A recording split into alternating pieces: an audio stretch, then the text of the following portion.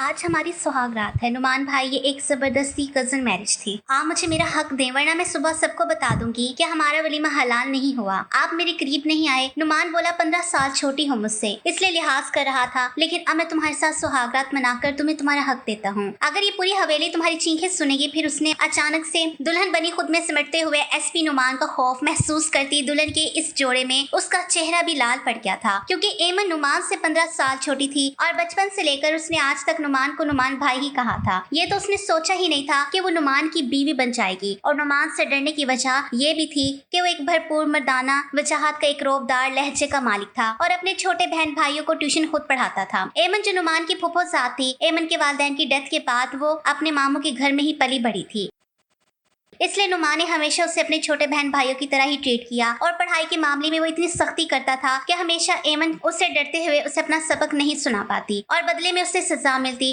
और आज वो हर जज्बे से खाली दिल लिए उसकी दुल्हन बनी बेड पर बैठे डर के मारे खुद में ही सिमट रही थी और सोच रही थी कि न जाने नुमान भाई अब मेरे साथ क्या सलूक करेंगे। ये शादी तो एक हादसा है, इसमें मेरा क्या कसूर है। वो खुद कलामी करती, कभी खुद को हिम्मत दे रही थी और कभी खुद में ही लरस रही थी कि इतनी देर में दरवाजा खुलने की आवाज आई। नुमान एक खूबरू नौजवान, उसकी काली सिया आंखें ऐसी थी कि कोई भी ज्यादा देर उसकी आंखों में देखकर उससे बात नहीं कर सकता था। उसने कमरे में आते ही खनगूरा मारा। नुमान की आवाज पर एमन का दिल बंद होने वाला था। वो सामने सोफे पर बैठ गया और सोफे की बैक से टेक लगाता हुआ अपनी गर्दन को पीछे गिराए अपने अंदर लगी हुई जंग से लड़ने की कोशिश कर रहा था। उसने कब सोचा था कि जिस लड़की को अपने बहन भाइयों की तरह ट्रीट करता है आज वो उसकी दुल्हन बनी उसके कमरे में बैठ जाएगी।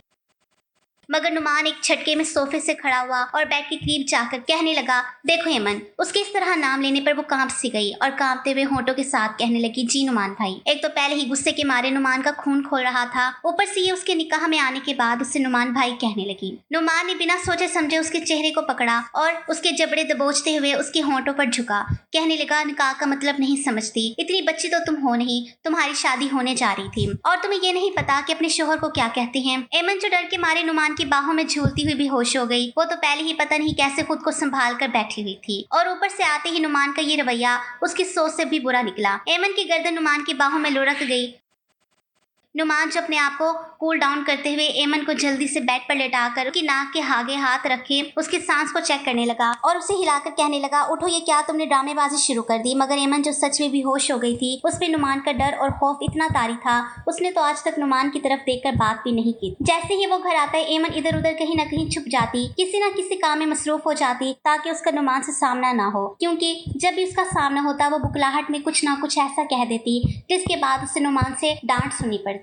नुमान एमन को यूं बेहोश देखकर घबरा सा गया। उसने जल्दी से उसे होश में लाना चाहा, मगर किसी भी तरह एमन होश में नहीं आ रही थी। दुल्हन के लिबास में वो तैयार हुई एक नाजुक अप्सरा लग रही थी। नुमान उसके चेहरे पर फैली मासूमियत को देखते खुद को कोसने और कहने लगा, क्या जरूरत ही इसे डांटने की। खैर नुमान ने गिलास से पानी लिया और उसके चेहरे पर पानी के छींटे मारे और उसे मुसलसल हिलाते हुए कहने लगा, एमन उठो प्लीज, तुम होश में आओ, वरना सब लोग न जाने बाहर क्या बातें करेंगे कि मैंने तुम्हारे साथ क्या सलूक किया जो तुम बेहोश हो गई। देखो उठो, मैं तुम्हारे करीब नहीं आऊंगा। मगर एमन जो उठने का नाम ही नहीं ले रही थी। नुमान ने देखा तो उसके हाथ पांव बिल्कुल सर्द पड़ चुके थे, जैसे बर्फ में हो। नुमान उसके पैरों की तलियां अपने हाथों से मसाज कर रहा था कि किसी तरह उसकी आंख खुल जाए। उसके जिस्म को गर्माहट देते हुए उसे होश में लाने की कोशिश करता करता अपने जज्बात को जगा गया था। वो एक बार फिर से बेहोश हुई तो नुमान एमन के ऊपर झुका और उसकी सांसें खींचने लगा। जब एमन एक लंबा सांस लिया और मुश्किल से अपनी आंखें खोलते हुए उसने देखा तो उसकी आंखों के सामने नुमान का चेहरा, उसकी काली गुस्सीली आंखें। वो देखते ही घबराहट के मारे कहने लगे, प्लीज नुमान। एक बार फिर गुस्से में उसकी कमर पर हाथ रखते उसे अपने मजीद करीब कर दिया। अपने चेहरे के सामने उसका चेहरा करके कहने लगा, देखो एमन, अब तुमने मुझे भाई कहा ना तो माफी किसी सूरत नहीं होगी।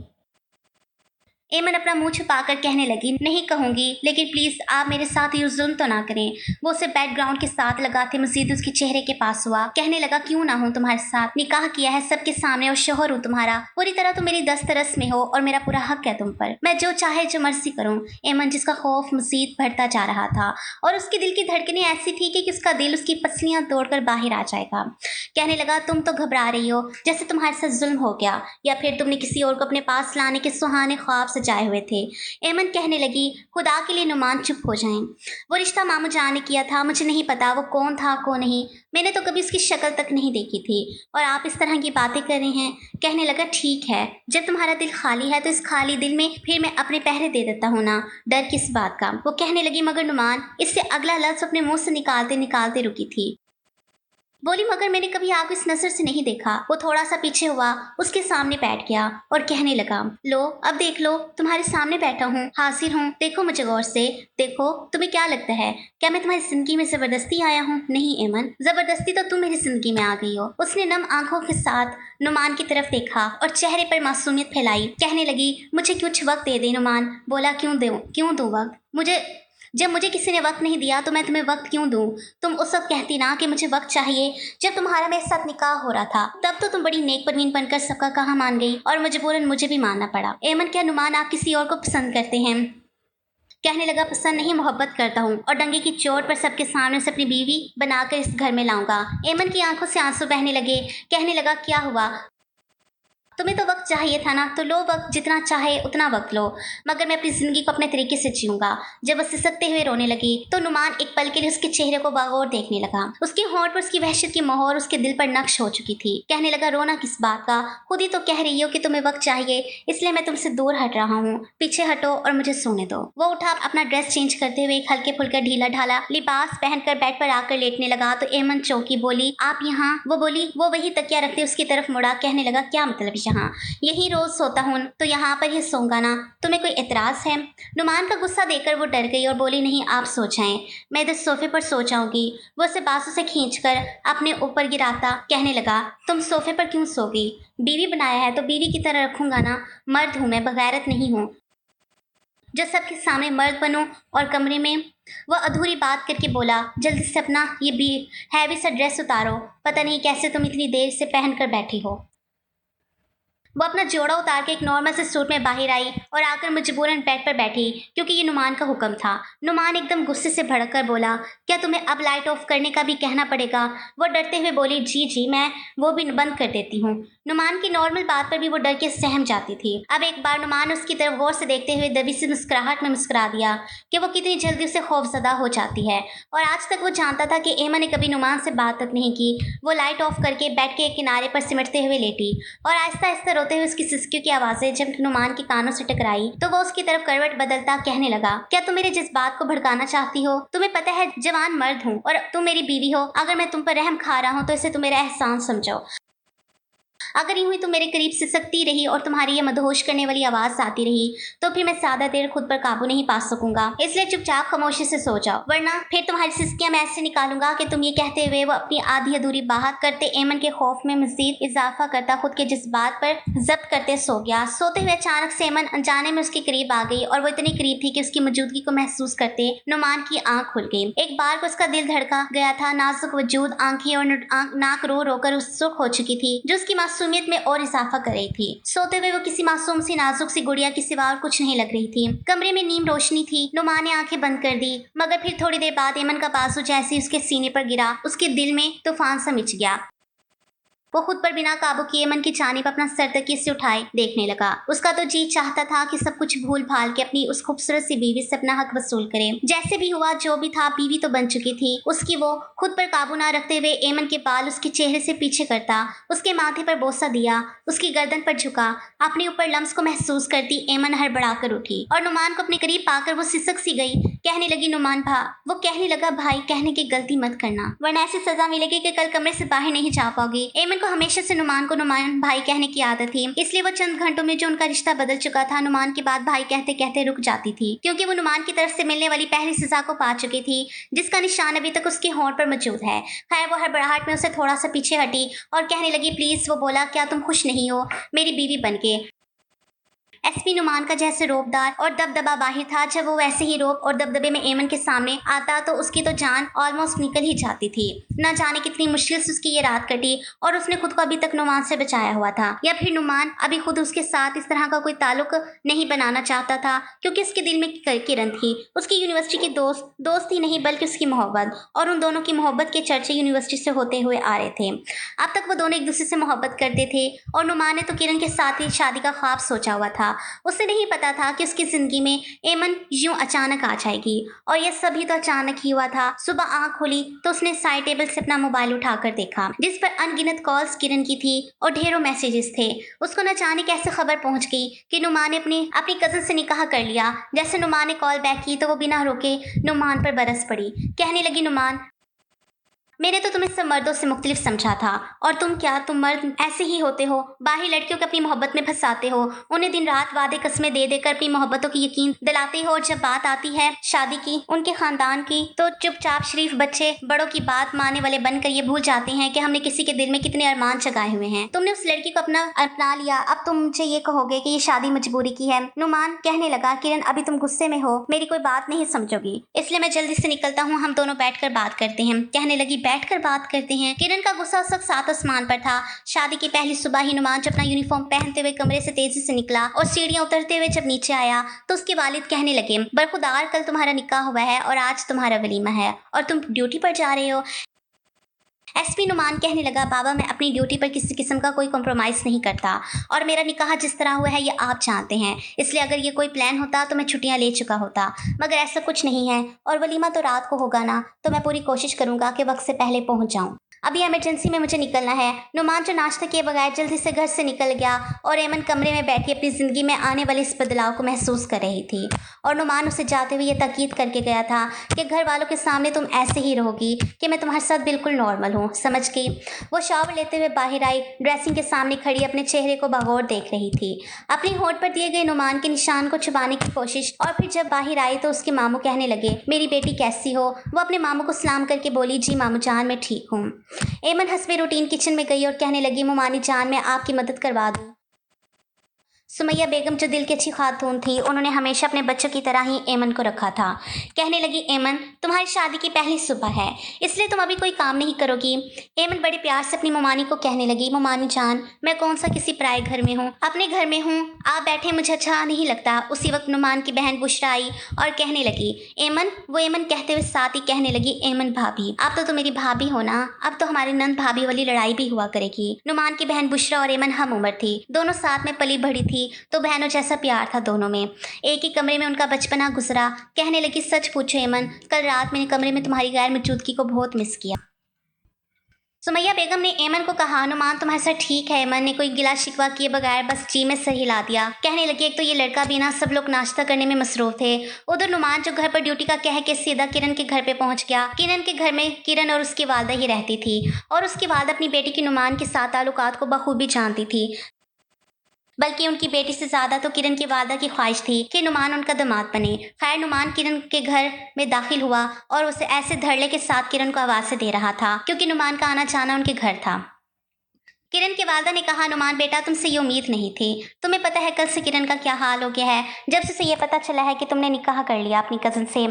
कहने लगा, आंटी प्लीज़, इस वक्त हालात ऐसे थे कि मैं इनकार नहीं कर पाया, और एमन यतीम थी, मेरी कज़न है, फूफो की बेटी, उसकी बारात नहीं आई, लड़के ने फ्रॉड किया हमारे साथ, पूरा खानदान इकट्ठा था, तो फिर मौके की मुनासिबत देखकर बाबा ने मुझे बिठा दिया। मैं इस वक्त इनकार ही नहीं कर पाया, किधर है ये किरण? उसकी वालदा ने उसके कमरे की तरफ इशारा किया तो वो इतनी तेज़ी से सीढ़ियाँ चढ़ा और कमरे में गया तो किरण अपने कमरे की विंडो में खड़ी बाहर देख रही थी।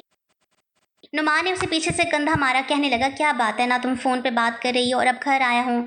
जानती हो ये पहली बार ऐसा हुआ है कि मैं तुम्हारे घर आया हूँ और तुमने मुझे दरवाजे पर वेलकम ना किया हो। कहने लगी, प्लीज़ इस वक्त मुझे अकेला छोड़ दो, जब तुम इतने बदल सकते हो तो मैं भी बदल सकती हूँ। शादी के दावे मुझसे और सुहागरा तुम उसके साथ मना कर आ रहे हो। नुमान कहने लगा, तुम्हारी कसम मैं उसके करीब नहीं गया, हमने कोई ऐसा ताल्लुक इस्तवार नहीं किया, प्लीज़ ट्रस्ट मी। कहने लगी, ट्रस्ट करने से क्या होगा, आज नहीं तो कल करीब तो उसके जाओगे ही ना। जाहिर सी बात है, जवान बीबी कमरे में होगी तो तुम्हारे जज्बात थोड़ी ठंडे रहेंगे। किरण मुंह दूसरी तरफ करके बोल पड़ी थी। किरण मुंह दूसरी तरफ करके बोल रही थी। वो किरण को बाजू से पकड़ के अपने सामने खड़ा करता कहने लगा, चलो हम नाश्ता बाहर करें, मैंने अभी तक नहीं किया। किरण जितना भी नाराज होती थी, नुमान हमेशा उसे मना लेता था, और इस बार भी उसे पता था कि वो आखिरकार मान ही जाएगी। बोला, जल्दी से फ्रेश हो जाओ वरना ऐसे ही साथ ले जाऊंगा। किरण कहने लगी, प्लीज नुमान लीव मी, मैंने जब कह दिया है कि मेरा मूड नहीं है। पहले लड़ाई होती थी तो कोई और बात थी, वजह इतनी बड़ी नहीं होती थी, लेकिन अब नुमान तो मेरे नहीं रहे, मैं किस हक से तुम पे हक जताऊं? तुम किसी और के शौहर बन चुके हो, मेरे अरमानों का गला घोट चुके हो। नुमान ने किरण को दोनों कांधों से पकड़ा और अपने हाथों से उसका चेहरा अपने सामने करते हुए कहने लगा, तुमसे शादी करूंगा, अगर वादा किया है तो निभाऊंगा भी। जबरदस्ती की शादी और मनपसंद औरत के साथ निकाह में बहुत फर्क होता है। मेरे दिल में, मेरे दिमाग में तुम्हारा राज है किरण, मैं तुम्हारे बगैर नहीं रह सकता। तुम्हें तुम्हारा हक, तुम्हारा सब कुछ दूंगा। किरण उससे कंधे छुड़वाते हुए कहने लगी, क्या तुम अपने खानदान में मुझे नाम दे सकते हो? सबके सामने नुमान कुछ देर खामोश हुआ, कहने लगा, नहीं दे सकते ना, तो ये चोरी छुप के मुझे तुम्हारे साथ नहीं चाहिए। छोड़ दो मुझे मेरे हाल पे और जाओ यहाँ से। वैसे भी आज तो तुम्हारा वलीमा है ना, तो अपना वलीमा हलाल करो जाके। कहने लगा, किरण प्लीज, तुम्हें पता है तुम्हारी नाराजगी मुझसे बर्दाश्त नहीं होती। किरण एसपी नुमान जिसे देखकर हर कोई खौफ खा जाता, मगर किरण बेधड़ले से उसके सामने बोलती थी और शायद यही वजह थी कि मर्द जितना भी गुस्सीला रोबदार हो, अपनी मनपसंद औरत के सामने वो घुटने टेक जाता है। मगर किरण ये ठान चुकी थी कि अब किसी भी तरह नुमान की नहीं मानेगी। कहने लगी, नुमान, जिस तरह तुमने किसी लड़के से निकाह कर लिया और कह दिया कि मजबूरी में किया, और मैं आज भी तुमसे मोहब्बत करता हूँ, क्या कल अगर मैं किसी और से मोहब्बत करके तुम्हें ये कहूँ मोहब्बत तो तुमसे ही करती हूँ, तो क्या कैफियत होगी तुम्हारी? किरण की बात नुमान के गुस्से को हवा देने लगी। कहने लगा, किरण कंट्रोल योर लैंग्वेज, ये क्या बेहूदगी है? किरण हर हाथ पार करते हुए नुमान को उसके यूनिफॉर्म के गिरेबान को पकड़ते हुए कहने लगी, तो फिर मैं कैसे बर्दाश्त कर लूं एसपी नुमान? अगर तुम्हारे लिए लड़कियों की कमी नहीं है तो फिर मेरे लिए भी किसी लड़के की कमी नहीं। जाओ यहाँ से और भूल जाओ किरण नाम की कोई लड़की तुम्हारी जिंदगी में। वो किरण को बांसों से पकड़ते दीवार के साथ लगाते उसके मजीद करीब आया। उसकी काली गुस्से वाली आंखें जिनमें किरण ज्यादा देर तक देख ना पाई। कहने लगा, हिम्मत है तो मेरी तरफ देख के बात करो। तुम्हें मैं कब से अपनी सफाई पेश करे जा रहा हूँ कि उससे शादी मेरी मर्जी से नहीं हुई, मेरी मर्जी तुम हो किरण। और सुनो, देखो, अगर तुमने मुझे खो दिया ना, तुम बहुत पछताओगी। तो किरण कहने लगी, क्या मैं ही पछताऊंगी? तुम नहीं पछताओगे मुझे खो के। आज पहली बार उनके दरमियान इतनी संगीन किस्म की लड़ाई हुई थी। नुमान अपने बाजू पर लगी हुई घड़ी पर वक्त देखते हुए कहने लगा, इस वक्त मुझे थाने पहुंचना है, तुम्हारे साथ फिर बात होगी और किसी किस्म की कोई उल्टी सीधी हरकत करने की जरूरत नहीं है, वरना आखिरी दफा कह रहा हूँ तुम मुझे खो दोगी। उसके बाद फिर शायद मैं भी कुछ नहीं कर पाऊंगा। किरण ठटक सी गई। उससे तो लगा था नुमान उसके लिए रोएगा, तड़पेगा, उससे मनाएगा, मगर वो शायद भूल चुकी थी जिस तरह का रवैया वो दे चुकी थी और जिस तरह की वो बातें कर चुकी थी। नुमान मर्द था और मर्द को जुबान चलाने वाली औरत से उसका दिल भरने में देर नहीं लगी। खैर, वो जितनी रफ्तार से सीढ़ियां चढ़ा था उससे दुगनी रफ्तार में उतरता हुआ किरण की वालदा को इग्नोर करते घर से उतने गुस्से में निकला कि किरण की वालदा कहने लगी, एक तो ये किरण कहा भी था कि जब वो आएगा नॉर्मल रवैया रखे, मर्द का क्या है, एक नहीं तो दूसरे से अब तो उसके पास उसकी जवान बीवी है। उसकी वालदा जल्दी से उसके कमरे में आई और कहने लगी, क्या कहा तुमने नुमान से? कहने लगी, कुछ नहीं, फिलहाल मेरा दिमाग बहुत खराब है, आप यहाँ से जाएं।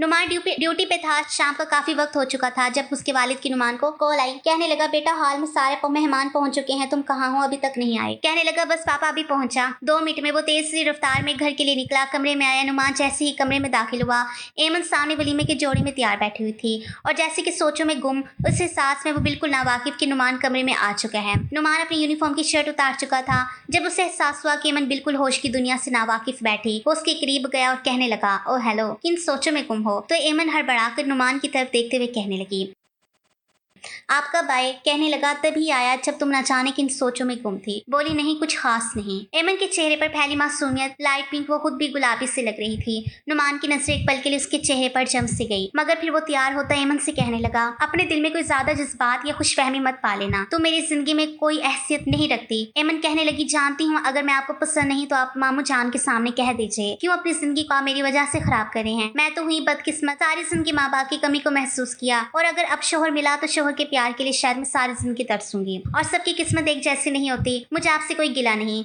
एमन की इतनी बड़ी बड़ी बातें नुमान के दिल में जैसे घर कर रही थी। वो उसके ऊपर झुकता हुआ कहने लगा, मुझे इमोशनल करने की कोशिश कर रही हो? कहने लगी, नहीं नुमान, ऐसा कुछ नहीं है, मैंने कभी अपनी चादर से बढ़कर पाँव नहीं फैलाया, इसलिए आपका रवैया बर्दाश्त करने की हिम्मत है मुझ में, और मैं कभी फोर्स नहीं करूंगी हमारे इस रिश्ते को निभाने की। आप जब चाहें अपनी मनपसंद लड़की से निकाह कर लीजिए। नुमान उसकी कमर पर हाथ रखे उसे अपने खुद के करीब होते हुए कहने लगा। वो उसके चेहरे को देखा। नुमान का सारा गुस्सा ऐसे था जैसे पानी की तरह बह रहा था, मगर वो उस वक्त कुछ भी कहने के मूड में नहीं था। दोनों एक साथ बाहर हॉल में पहुंचे जहां सब मेहमान मौजूद थे। वलीमा खत्म हुआ तकरीबन रात के 1 बजने वाला था जब वो लोग घर वापस आए। सुमैया बेगम एमन को नुमान के कमरे तक छोड़ती हुई कहने लगी, बेटा तुम लोग आराम करो, सुबह मुलाकात होगी।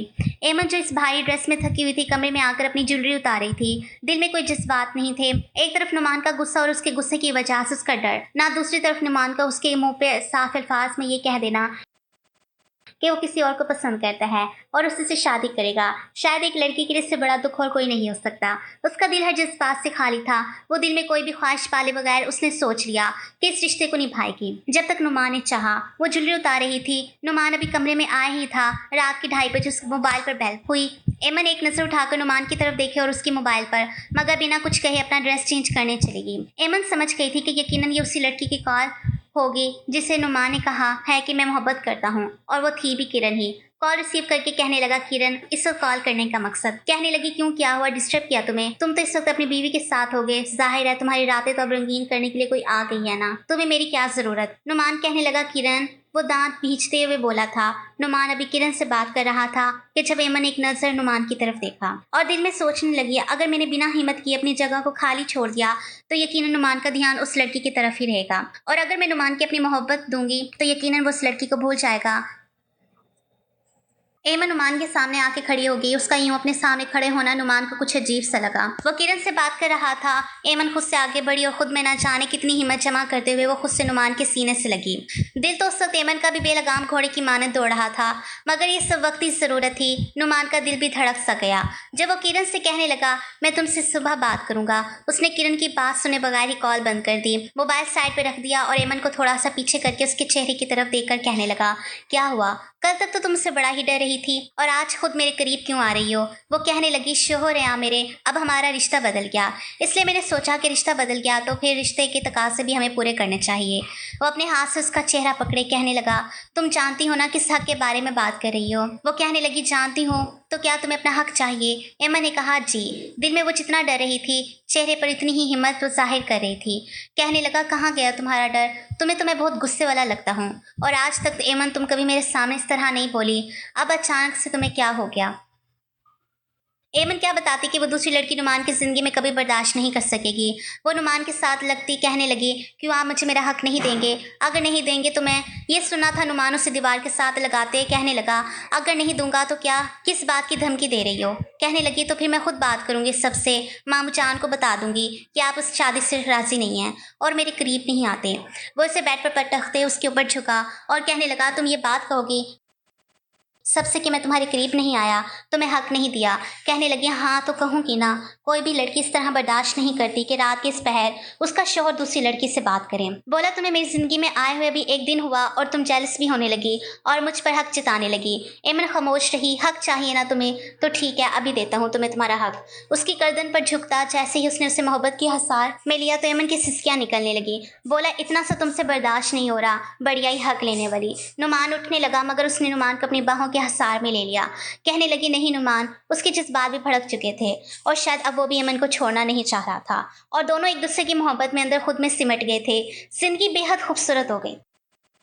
दोनों एक दूसरे की मौजूदगी में खुश थे। नुमान अपनी सारी मोहब्बतों को उस पर निछावर कर चुका था और उसकी इतनी मोहब्बत पाने के बाद एमन खुद को खुशकिस्मत तरीन समझ रही थी। दूर आसमान खड़ा हुआ चांद उस मिलन पर मुस्कुराते हुए बादलों में छुप गया, जैसे वो भी इन्हें नजर न लगाने का इरादा रखता था।